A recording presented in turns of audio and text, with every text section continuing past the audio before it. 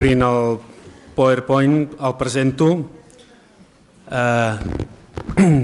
És el doctor José Luis Beltrán, que és actualment professor d'Història Moderna a la Universitat Autònoma de Barcelona. Va iniciar la trajectòria a finals de la dècada dels 80 i ha plogut una mica. I, per tant, tenim la sort de poder tenir una persona amb molta experiència en aquesta ocasió. I al final va acabar estudiant l'impacte de les epidèmies de peste a la Barcelona del segle XVI i XVII, sempre des d'una òptica pluridisciplinar. De fet, la seva tesi, defensada el 1993 i publicada el 1996 per l'editorial Mil·lenni de Lleida, va ser la titulada La peste a Barcelona dels Àustries, i sobre aquesta temàtica l'actual ponent té diferents articles i capítols de llibre. De fet, sempre ha tractat de compaginar la importància de la investigació amb la docència i la de la divulgació acadèmica, i així ho expressa, per exemple, un dels seus llibres, Història de les epidèmies a Espanya i a les seves colònies 1348-1919, publicat per l'Esfera dels Llibres l'any 2006. De totes aquestes investigacions inicials va derivar també el seu interès a l'estudi del món de la pobresa, de la marginació en època moderna, i del qual també és autor de diferents articles. En l'actualitat, el seu camp d'investigació s'ha projectat sobre els territoris com són la història religiosa, cultural espanyola del segle d'or, interessant-se sobretot pel discurs religiós i el desenvolupament de la religiositat clerical post-tridentina. Tot seguit, doncs, dono la paraula al doctor Beltrán. Té mitja hora com la resta de ponents. Moltes gràcies.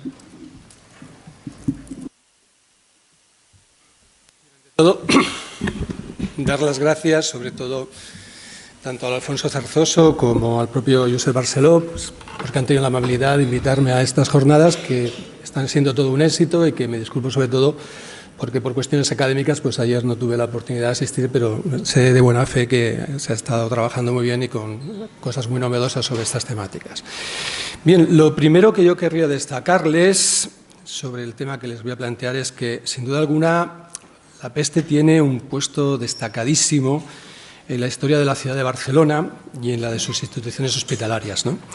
Entre las catástrofes demográficas que a lo largo de la historia ha sufrido esta ciudad, sin duda alguna los contagios de peste han tenido un protagonismo destacado en la vida de sus habitantes desde que en 1348 hasta prácticamente el siglo XX se han ido sucediendo de una manera directa o indirecta la llegada o las amenazas de la llegada de la venida de la enfermedad sobre la misma. En este sentido, basta simplemente hacer un breve repaso a la cronología de estas epidemias, especialmente en ese ciclo que se inicia a partir de 1348 y que se prolonga hasta el primer siglo de la Edad Moderna, para observar la importancia que dentro de la vida de los barceloneses pues, tuvo justamente la irrupción violenta, trágica, intensa de los contagios motivados por la peste. Después de la de 1348 y hasta finales de aquel siglo XIV todavía hubo 4 impactos más epidémicos en la propia ciudad de Barcelona, los de 1362, 1331, 1326. El siglo XV, sin duda alguna, fue el gran siglo de las pestes por excelencia, 11 impactos de peste a lo largo de todo el siglo. No les detallaré toda la cronología, pero es cierto que este ciclo epidémico, que fue fundamental para entender el descenso, la crisis demográfica que vivió no solamente Barcelona, sino en general el Principado de Cataluña durante este ciclo final de la Edad Media, sin duda alguna tuvo continuidad como mínimo hasta las primeras décadas del siglo XVI, por lo menos hasta 1530. Por tanto, 11 pestes en el siglo XV. El siglo XVI también se abre con un panorama negro, 7 episodios de epidemia, entre ellos sobre todo los de 1501, 1507, 1515, 1519, 1530. Luego la peste se toma un cierto respiro, vuelve en 1557, 1569, y luego ya posteriormente, en el siglo XVII solamente, al menos, aunque la peste estuvo muy presente dentro del continente europeo y en las zonas del Mediterráneo, solamente una, pero de extremada gravedad, equiparable a la que había significado la del año 1348, como fue el contagio de 1651, en pleno periodo final de la Guerra del Segadors, con una ciudad asediada por las tropas de Felipe IV, a punto de caer en manos de don Juan José de Austria, y sin duda alguna una de las más graves, insisto, sufridas por la ciudad. A partir de ahí, aunque hubo noticias del contagio en el 18 de 1720 en la ciudad de Marsella, la peste no tocó la ciudad de Barcelona, las medidas preventivas fueron eficaces y a partir de ahí la peste parece desaparecer de la historia de la ciudad. No retornará hasta los primeros años del siglo XX, ya en plena era de la navegación a vapor, donde todavía un ciclo de epidemias iniciado en el sudeste asiático, en pleno momento de descubrimiento de la naturaleza real de la enfermedad por parte de los médicos, entre ellos el suizo Alessandro Yersin, pues va a significar algunos casos muy puntuales de enfermos en la zona de Hostafrancs, la zona, por tanto, de gentes también muy relacionadas con todo lo que significaba el descargo de mercancías, sobre todo en la zona portuaria. Por tanto, estamos hablando sobre todo de un periodo con 23 episodios de contagio en apenas 3 siglos, cuyas repercusiones materiales, físicas, son rápidamente entendibles. En esta gráfica que ya hace años elaboré sobre el número de funciones, tomando uno de los pocos registros que tiene una antigüedad y que se conservan dentro de Barcelona, como son los datos de la parroquia de Santa María del Pi, en todos estos picos superiores pueden ir comprobando cómo la mortalidad habitual, ordinaria, que tenía la gente que vivía en la parroquia, sufre evidentemente una intensidad, unos ascensos realmente vertiginosos que de alguna manera pues están traduciendo, ¿no?, lo que significó la gravedad de la misma. Es cierto que junto a estos datos, dentro de lo que es la documentación que tenemos a nuestro alcance, por parte sobre todo de las fuentes administrativas del Consell de Cent de la época, destaca sobre todo la importancia de los recuentos que de manera puntual, durante el momento del contagio, el escribá del Racional, el secretario del Consell de Cent, pues requería de todas las parroquias para saber puntualmente día a día cuál había sido el número de defunciones producidas en los mismos. Estos recuentos son los que se conocen como las cercas y mayoritariamente, hay algunos contagios de los cuales no se conservan, están todos ellos transcritos en el dietario del Antic Consell de Cent. Y aquí ciertamente la gravedad pues, se deja muy notar. No estamos hablando de contagios que en un momento determinado pueden variar, pero que van desde una décima parte de la pérdida de la población de la ciudad hasta prácticamente incluso una tercera o una cuarta parte en los contagios más graves, sobre todo especialmente en el caso del siglo que estamos aquí apuntando, pues pueden ver sobre todo la importancia de este contagio de 1530, que se ve perfectamente aquí observado, y sobre todo ya la que no decir la del contagio de 1651, donde las fuentes religiosas, siempre tendentes a la exageración, hablan de aproximadamente unos 40.000 muertos, una defunción de unas 40.000 personas, evidentemente exageradas. Seguramente la realidad de esa mortalidad fue en torno a los, digamos, 12.000, 13.000 barceloneses, lo cual tampoco es una cifra evidentemente pequeña. Lo importante de ese recuento que nos hacen las cercas es que también nos aproximan, digamos, a la diferenciación social que existe ante un contagio, como es el de la epidemia de peste. Pues no todos los barrios de Barcelona indudablemente sufrieron con igual crueldad lo que fue el ataque de la epidemia y la mortalidad. Indudablemente los más populosos, aquellos que estaban más densamente poblados y sobre todo con unas economías mucho más humildes, las parroquias de Santa María del Pi, las regiones fundamentalmente, o la zona también de lo que es Santa María del Mar, sobre todo fundamentalmente las instituciones hospitalarias que podían estar sobre todo antes de lo que luego hablaré, que son las morberías fuera de la ciudad, pues sobre todo en la región del Raval, suelen ser las zonas que son más duramente castigadas y así de alguna manera pues nos quedan reflejadas por las cercas. Lo importante en todo caso del impacto de las pestes no es simplemente quedarse con lo que fue de alguna manera su impacto, por así decir, material, humano, económico, que fue sin duda alguna muy importante, sino que también indudablemente tuvo un gran impacto emocional. La fortuna que tenemos los historiadores que nos hemos podido acercar al conocimiento de cuál fue la realidad social, cotidiana de aquellas sociedades afectadas por un contagio que podía prolongarse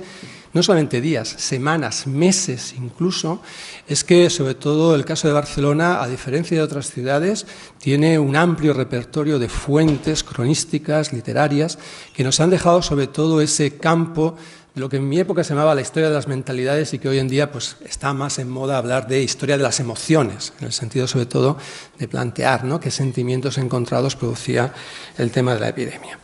Es cierto que el interés por conocer, ¿no?, lo que fue de alguna manera ese escenario epidémico en la época es muy temprano. Ya los propios cronistas, los propios a veces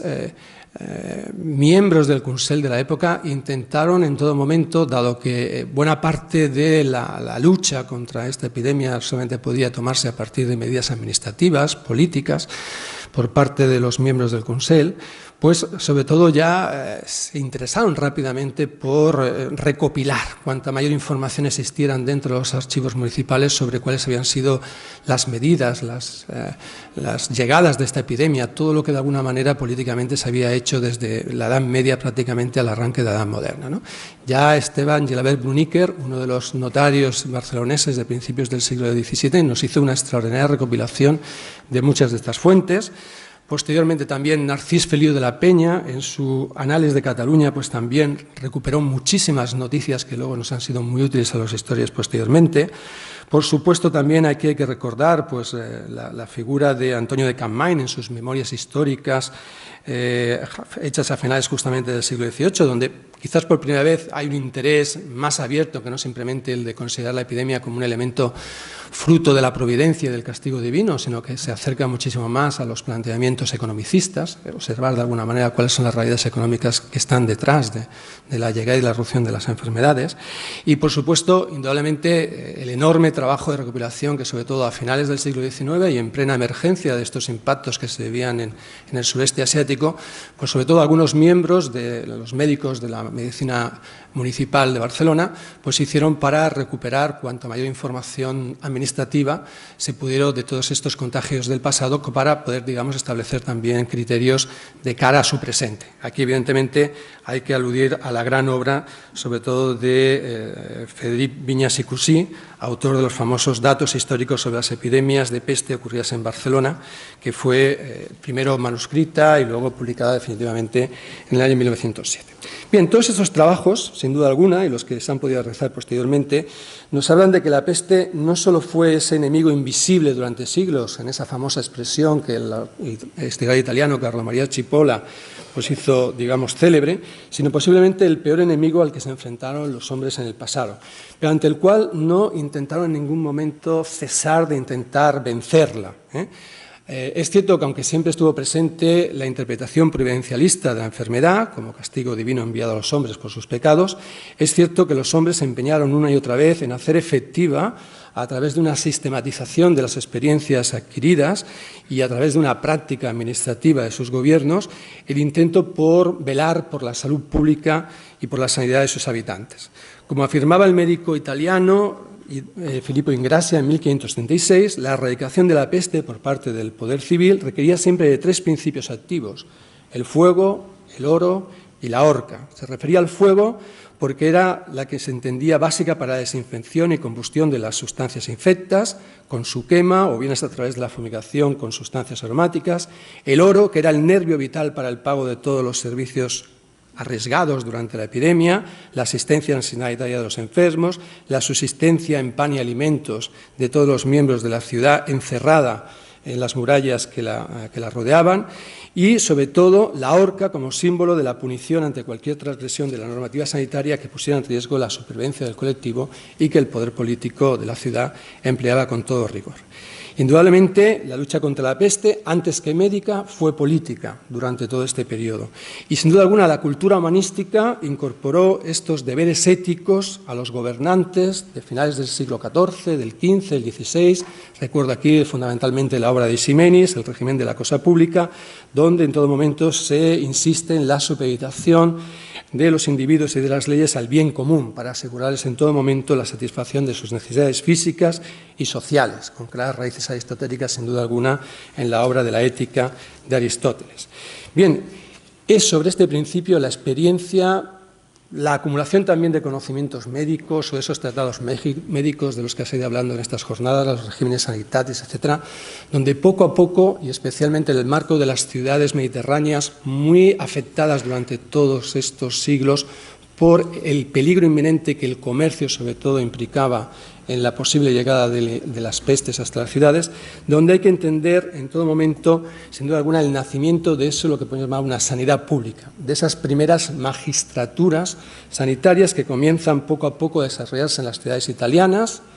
Venecia, Milán, Génova, Florencia, y que, sobre todo en el caso de la península ibérica, tiene a Barcelona como punto de referencia primordial. Es aquí donde, sin duda alguna, se encuentra mucho más avanzado pues, la capacidad, digamos, de autogobierno que tiene la ciudad, este proceso de construcción, por así decirlo, de un organigrama sanitario capaz, de alguna manera, de velar por el antes y durante la aparición de los contagios. Ciertamente es un proceso lento, es un proceso que aparece y desaparece, que tiene un carácter muy coyuntural, pero que sobre todo a partir de la segunda mitad del siglo XVI se va a constituir, digamos, con un carácter permanente, mucho más allá, única y exclusivamente del tiempo concreto en el cual se produce el contagio, con lo que es la formación de lo que es el organigrama sanitario del Consell de Cent. ¿Vale?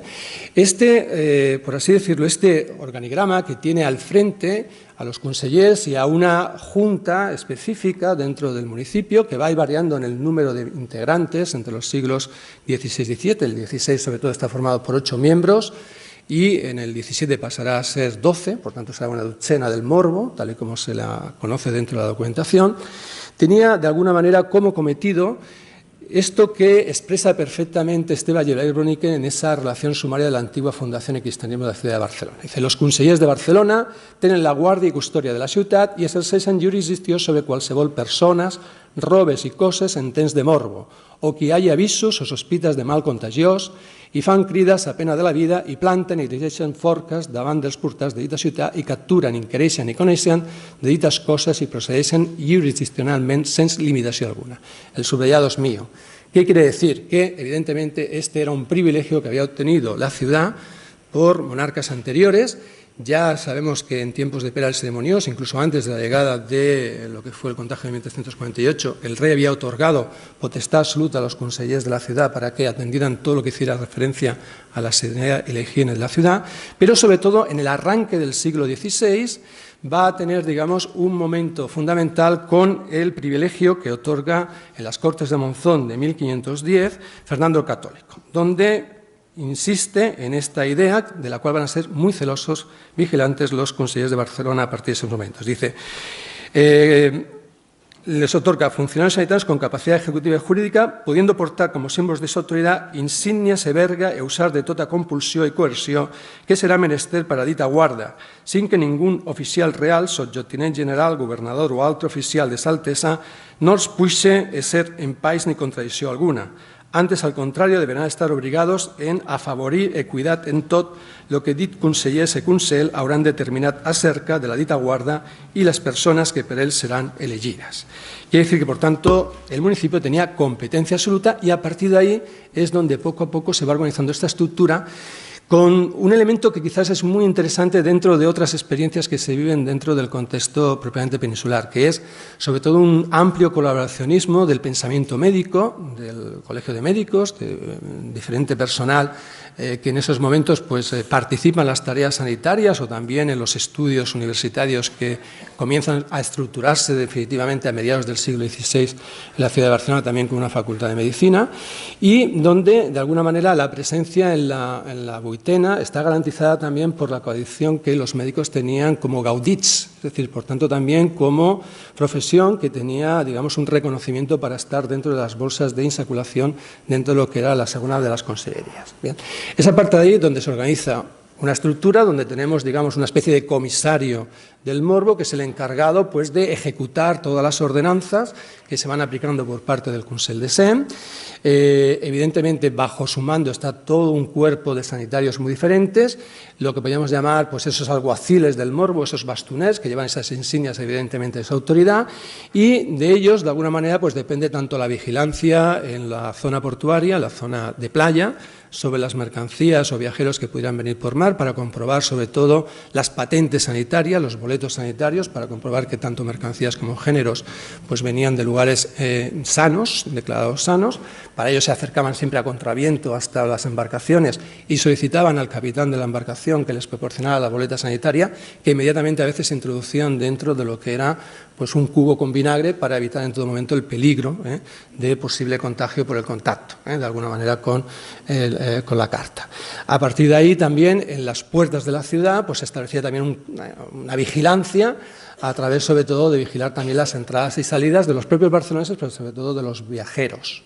Y generalmente en esas puertas con mucha frecuencia pues suelen estar también médicos o cirujanos que tienen también pues, una retribución económica por esta actividad, que en todo caso en cuestiones de sospecha pues intentan de alguna manera certificar o no el hecho de si estamos ante un caso de contagio o de posible persona contagiada que quiera entrar a la ciudad o no. A partir de ahí también, en los momentos de epidemias, pues se desarrolla pues toda una serie de oficios, enterradores, perfumadores, etcétera, que están muy ligados a toda esta, digamos, construcción de un aparato administrativo que sobre todo se va a sentar, insisto, mucho con manera continuada a lo largo del siglo XVI, en la segunda mitad. ¿Qué es lo que hace esa acción sanitaria del Consell de Cent? Pues fundamentalmente, primero, prevenir. La labor de prevención, que ya les he adelantado, es sobre todo estar bien conocedor siempre de cualquier noticia, cualquier rumor, de cualquier contagio que se pueda producir, no solamente en tierras catalanas, sino fuera de ellos. La documentación del Consell de Cent es riquísima en la cantidad de cartas epistolares que llegan no solamente de todas las poblaciones de Cataluña, sino de más allá de la zona del Pirineo, en los otros lados, en la zona francesa, desde Italia a veces, donde se va recogiendo notas muy certeras sobre cuáles son los posibles lugares de contagio o los progresos que pueda tener la enfermedad en cada momento. Por tanto, primero, estar avisados. Por supuesto, esta labor de prevención en puertas, en las zonas, por así decirlo, digamos, también del puerto. Por supuesto, si hay constancia o noticia de alguna posibilidad de alguna población en Cataluña que estén infectados, el envío de una comisión de médicos que tiene la obligación, y se dice textualmente en la documentación, de tocar la enfermedad. Evidentemente aquí también conocemos que muchos de los médicos hicieron un poco de vista gorda o simplemente se acercaron a distancia, ¿no?, a las poblaciones sin verificar realmente, pero evidentemente estamos ante la construcción de una estructura administrativa sólida. En el caso de que la enfermedad finalmente penetrara en la ciudad, ¿cuál es, digamos, el elemento fundamental? Sobre todo, pues organizarse políticamente, administrativamente. Cada uno de los 5 consellers se encarga de todo lo que haga referencia a la atención de contagiados, abastecimientos,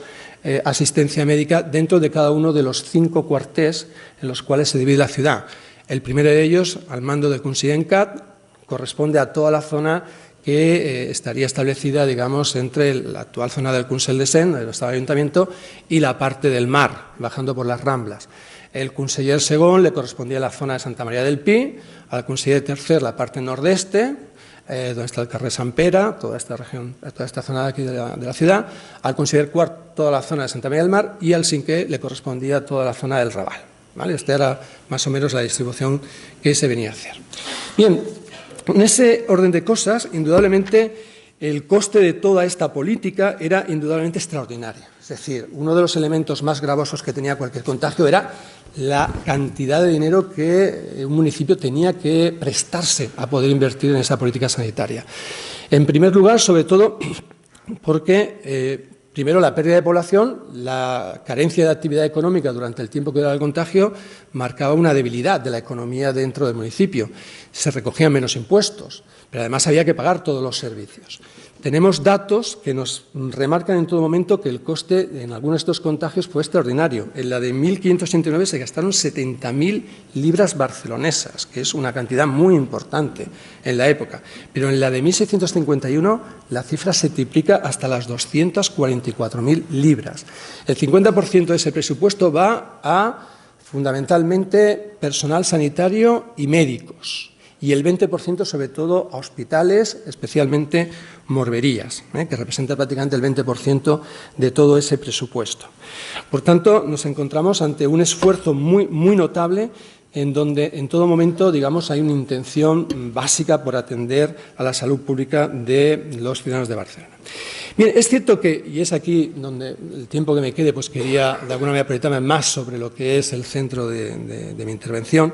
que es que indudablemente la peste ayudó a transformar, sin duda alguna, la realidad hospitalaria medieval que una ciudad como Barcelona, como otras ciudades de su época, pues tuvieron. Pues es evidente que, en este sentido, ese espacio hospitalario que hasta entonces, sobre todo, pues había tenido, sobre todo,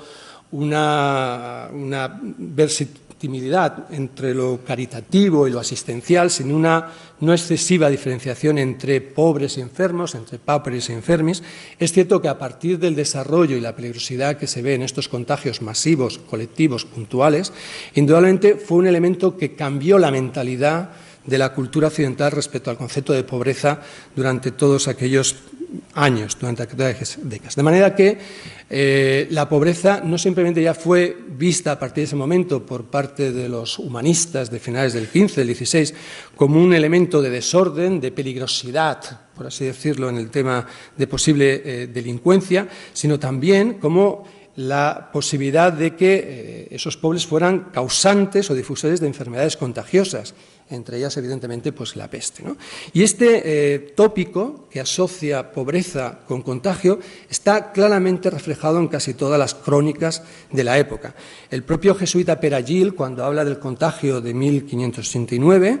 habla justamente de cómo la enfermedad se desarrolla a partir de un limosnero que había ido a recoger limosnas para el Hospital General de la ciudad, a las regiones de La Noya, donde estaba la enfermedad entonces presente, y a su retorno infecta a su familia y, por extensión, a muchos de sus vecinos, especialmente en un contagio que comienza a desarrollarse por la zona del Raval.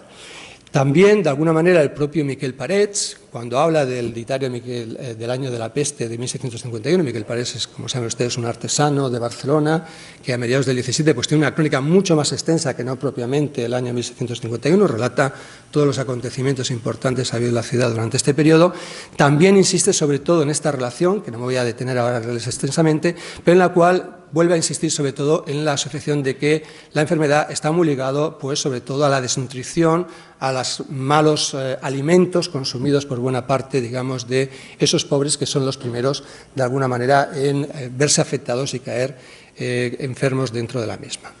Por supuesto, el destino de la mayoría de esos pobres son las morberías, es decir, por tanto, espacios que, como en otras ciudades, van a tratar de sacar al enfermo del interior de los muros de la propia ciudad. En un grabado que antes ya hemos tenido la oportunidad de ver de una manera mucho más extensa, podemos observar algunos de los elementos en los cuales poco a poco se va a ir fundamentar, digamos, esa construcción de un espacio que muchas veces va a utilizar sobre todo edificios religiosos, conventos, monasterios que estaban extramuros de la ciudad, para, de alguna manera, hacer esa doble función respecto al contagiado. Por un lado, la labor espiritual. El enfermo, de alguna manera, es el resultado, digamos, de esa acción que la providencia ha proyectado como castigo sobre los hombres. Por tanto, de alguna manera, esa morbería, lazaretos, posteriormente, como se les conocerá, son el lugar conveniente para purgar también esos pecados, esas amoralidades que han podido causar la enfermedad del contagiado. Pero también es el lugar donde se va a proceder, y ahí es la actuación de las autoridades políticas, a intentar sanar al enfermo. Por tanto, estas morberías, no hemos hablado dentro de este debate todavía con respecto a las leproserías, al menos tienen un elemento que no parece ser absolutamente excluyente de la vida civil de los sujetos que lo padecen, por cuanto que existe la posibilidad de la supervivencia de los mismos y que, por tanto, una vez superada el periodo de la convalecencia, de la purga, que se puede hacer los mismos, pueden retornar otra vez al interior de la ciudad y, por tanto, seguir con su vida civil normal. Este sería un elemento que, según una, diferenciaría este elemento hospitalario moderno de los morberías o lazaretos respecto a otras situaciones hospitalarias anteriores. ¿Dónde estuvieron estos lazaretos o lugares de control, de alguna manera, de la ciudad? Es cierto que hasta el siglo XVI, hasta mediados del XVI, no va a haber una morbería como tal, permanente y continuada, que se establecerá en un convento exterior de dominicas, en el camino que va hacia Mataró, que es el convento dels Àngels, que estaba situado en las afueras del portal de San Daniel, y que todavía durante el siglo XIV-XV, pues todavía el Hospital General, que todavía estaba en una zona poco poblada, indudablemente fue un escenario en donde fueron acogidos muchos de los contagiados, pero también se sacaron a las ermitas que estaban a las faldas de la montaña de Montjuïc, especialmente Santa Eulalia Emérita, San Bertrán, y en algunas ocasiones, ya rozando el principios del XVI, se intentó establecer una primera morbería justamente después de toda la concesión que Fernando el Católico había hecho en 1510 del privilegio de la ciudad, justamente en una pequeña capilla religiosa que luego fue puesta, digamos, bajo la vocación de San Cristóforo, situada poco más o menos fuera de lo que sería la zona de las Drasanas, es decir, más o menos en esta zona de aquí. Aunque se intentó establecer de manera permanente a partir de 1516, como buena parte del coste económico de mantenimiento de este primer hospital o morbería dependía justamente de lo que era el Hospital General, pues hubo que renunciar. Hubo muchas quejas de los administradores del hospital y no se mantuvo. A partir de ahí, sobre todo, a partir del reinado, digamos, de Felipe II, cuando la ciudad va a buscar como emplazamientos, no tengo mucho tiempo ya de detenerme, pues este espacio de aquí, que es el convento de los Àngels. Si el ratón es... está, ¿qué ratón? Vale, estaba ya aquí ahora. Aquí, aproximadamente, aquí estaba el monasterio de los Àngels, que va a ser comprado por la ciudad en 1562. Es un espacio que está justamente en torno a una zona que ha sido utilizada habitualmente también como lugar para purga de géneros, en la zona de la Lacuna, y luego posteriormente este monasterio será utilizado sobre todo como lazareto o como morbería para mujeres, porque uno de los temas que más les obsesiona, sobre todo en la moral respecto al tema de las morberías, es sobre todo pues la promiscuidad que a veces se producían durante los contagios, con muchos delitos también de tipo carnal, ¿no? Y abusos sobre las mujeres en este tipo de centros, sobre todo por parte del personal, que a veces, pues evidentemente, su condición social o moral pues era relativamente baja. Algo más al norte está el monasterio de San Francisco de Paula, que también será comprado por la ciudad en 1602, que era un monasterio de mínimos y que también se convierte por aquellas fechas en un lazareto o una morbería únicamente dedicada a los hombres. A estos dos centros se va a añadir posteriormente, y la maqueta que tiene la entrada aquí es un magnífico elemento donde pueden ver la situación de estos edificios, lo que es otro convento, que es el convento de franciscanos, el convento de Jesús, que va a tener un papel fundamental durante el contagio de 1651. La escasez, de alguna manera, de espacios en el monasterio dels Àngels, conocido como los Àngels Bells, porque las monjas se retiraron en 1561 al convento que está justamente cerca del portal de San Antonio en el Arrabal, pues hizo que en 1651, al inicio del contagio, en febrero, se decidiera optar por un convento con mucho más espacio, mucha más amplitud, que estaba situado justamente al norte, en la salida de lo que sería la zona de las Ramblas, tirando actualmente a la zona del Paseo de Gracia. Estaba situado ese convento de franciscanos. Los franciscanos prácticamente dejaron rápidamente el convento, serán sobre todo capuchinos los que van a tener un papel muy protagonista en la ayuda asistencial religiosa dentro del mismo, y sobre todo fundamentalmente tenemos a través de las deliberaciones de aquel año del Consell de Cent de 1651 cómo se ha de organizar dicho centro. Ese espacio, del cual pues encontré de alguna manera en el Archivo General de Simancas una reproducción, digamos, de lo que es toda su planta, en principio estaba dividido en dos pisos. En el piso superior se tenían que poner los enfermos por la epidemia, en el piso inferior los convalecientes. En el exterior se ubicó un espacio fuera, en la zona de los huertos, que sirvió sobre todo para lugar de enterramiento, y aquí es donde fundamentalmente se llevaron la mayoría de contagiados de Barcelona durante este periodo. Es cierto que las pretensiones del Consell de Cent de poder meter como mínimo 2 médicos, 2 cirujanos, una serie de sepultureros, una serie de vigilantes, por la gravedad de aquel contagio quedaron totalmente desbordadas. También se produjo en aquel año una fuga importante de médicos de la ciudad, temerosos de morir también en su práctica médica dentro del contagio. Y la ciudad tuvo que recurrir sobre todo a muchos jóvenes a la hora, jóvenes médicos, a la hora de poder intervenir dentro del convento o, sobre todo, buscar médicos fuera de la ciudad. De hecho, el propio Miquel Parets, en esa crónica, habla justamente de que muchos de los que murieron dentro, de alguna manera, en esa morbería de Jesús, de alguna manera tenían estas características y se podría haber salvado muchos más de haber existido los medios, pero las circunstancias del asedio y las circunstancias de las pestes hicieron muy grave el episodio justamente de 1651. En todo caso, dentro de las órdenes dictadas, dentro de esas ordenanzas para la organización de la morbería, sin duda alguna, destaca sobre todo también el intento de intentar de alguna manera determinar las formas en las cuales se tenía que hacer la terapéutica sobre los enfermos. Estamos ante una medicina que en estos momentos pues, tiene que, sobre todo, operar con los medios de la época y con los conocimientos galénicos y protáticos de la misma.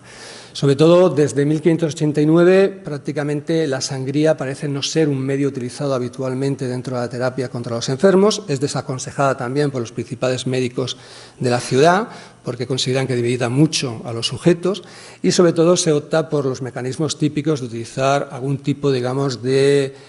cáustico, algún tipo, digamos, de emplaste para intentar suavizar y aliviar de alguna manera la famosa aparición de los bubones, que es la expresión más dolorosa, ¿no?, de la enfermedad entre aquellos que la padecen, y por supuesto toda una serie, digamos, de remedios medicinales que generalmente, en el caso de las morberías, pues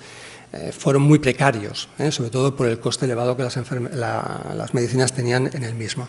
Es cierto que la muerte en esta morbería fue muy superior, sobre todo porque no simplemente implicó a los que llegaban desde la ciudad, sino también a los que desde alrededor intentaban buscar algún tipo de protección médica dentro de la misma. Y, por supuesto, esa nueva asociación entre la idea de que la morbería era una especie de lugar de encierro de esa pobreza y de la enfermedad, hacía que también muchos barceloneses de la época desistieran en todo momento de la posibilidad de poder ser llevados a un lugar donde progresivamente podían morir y donde podían quedar el anonimato de la muerte dentro de una fosa común. Este es un elemento que refleja muy bien pues, las crónicas de los jesuitas del Colegio de Belén, que hacen un relato muy bonito de lo que fue el contagio de este periodo, o la que ya les he citado de la propia, por así decirlo, el propio, por así decirlo, Miquel Parés. En conclusión, junto a esta morbería hubo una, que ya no voy a tener tiempo de detalles más, que se introdujo también en el monasterio de Nazaret, dentro de la ciudad, aunque fue rápidamente eliminada en 1653, fue un elemento muy provisional para intentar evitar pues, esta proliferación de gentes que venían desde fuera. Y, sobre todo, que me gustaría de alguna manera destacarles de todo este elemento de construcción, digamos, de una estructura hospitalaria que tiene como objetivo fundamentalmente el mundo de esto que llamamos las morberías construidas por el Consell de Cent. Yo les diría que fundamentalmente estamos ante recintos asistenciales que indudablemente surgen dentro de toda esa tradición hospitalaria que ha existido dentro de la ciudad, pero que deben de ser valorados no simplemente por la cuestión única y exclusivamente práctica o terapéutica que se puede desarrollar en el mismo. También tienen en la mentalidad de la época, en la emotividad de la época, una importancia psicológica fundamental para los propios habitantes de Barcelona, porque en ellas, de alguna manera, se trataba de encerrar al contagio, se trataba de que la peste que asediaba a sus ciudadanos terminada asediada dentro de estos propios recintos hasta consumirse. Por tanto, estamos ante una idea, sin duda alguna, importante dentro de la mentalidad y la cultura, ¿no?, que intentaba, por así decirlo, atemperar los miedos que los ciudadanos de Barcelona tenían en este periodo. Es cierto que en esos 50 años que van desde 1550 a 1600, para mí se inaugura una nueva técnica de gobernar el espacio de la ciudad por parte del Consell de Cent, intentando configurar un auténtico régimen sanitario público. La peste, para mí, es la auténtica impulsora de esa política sanitaria. La disciplina médica, al margen de la moral religiosa, entrará con efectos productivos en la legislación y las costumbres de los barceloneses para organizar este espacio sanitario. Es, de alguna manera, un elemento que precede a cualquier tipo de revolución médica sobre la enfermedad, que no se producirá a partir del siglo XIX, que atempera esos miedos a la catástrofe, pero que sobre todo, y cuando uno trabaja dentro de tantos y tantas ordenanzas, tantas y tantas órdenes dadas por el Consell de Cent a lo largo de todos estos años, indudablemente uno observa cómo esos gobernantes de la ciudad de Barcelona durante todo este periodo, adquirieron una mentalidad de que estaban de alguna manera organizando una ciudad utópicamente bien organizada en el terreno administrativo, fielmente, de alguna manera, y perfectamente disciplinada en lo social y en lo sanitario. Muchas gracias.